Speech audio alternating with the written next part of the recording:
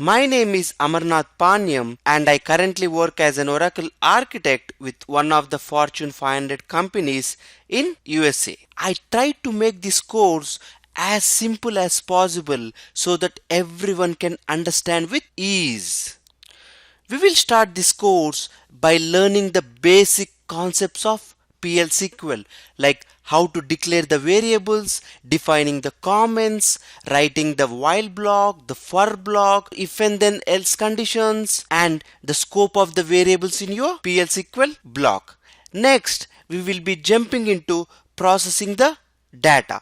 That means we will be fetching the data from the database into PL/SQL and kind of performing some operations. In the next session, we will be learning about various PL/SQL blocks like anonymous blocks, procedures, and functions. We will try to understand in which scenario we need to write which block and what each one of them is.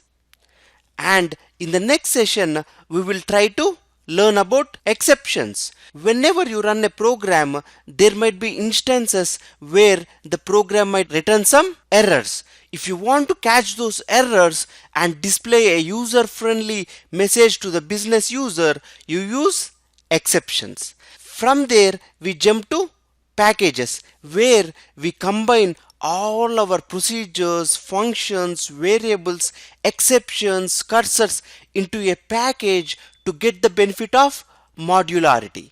Okay? From there, we will be jumping into records. Instead of processing column by column, we will be processing one row at a time. Okay?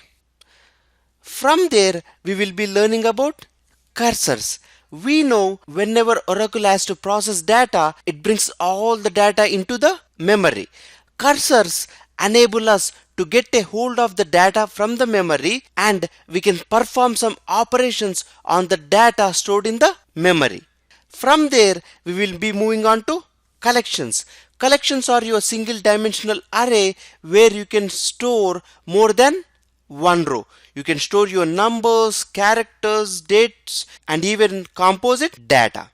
Okay? From there, we will be jumping on to triggers, where we can trigger various events on insert or on delete or on update. Okay?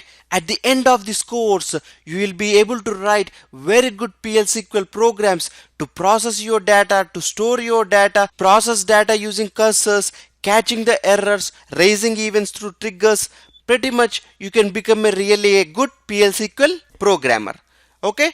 Throughout this course, I'll be using the sales inventory data model, which contains customer table, sales table, product table, and salesperson table. Okay? Now let's jump on to the course and let's begin it.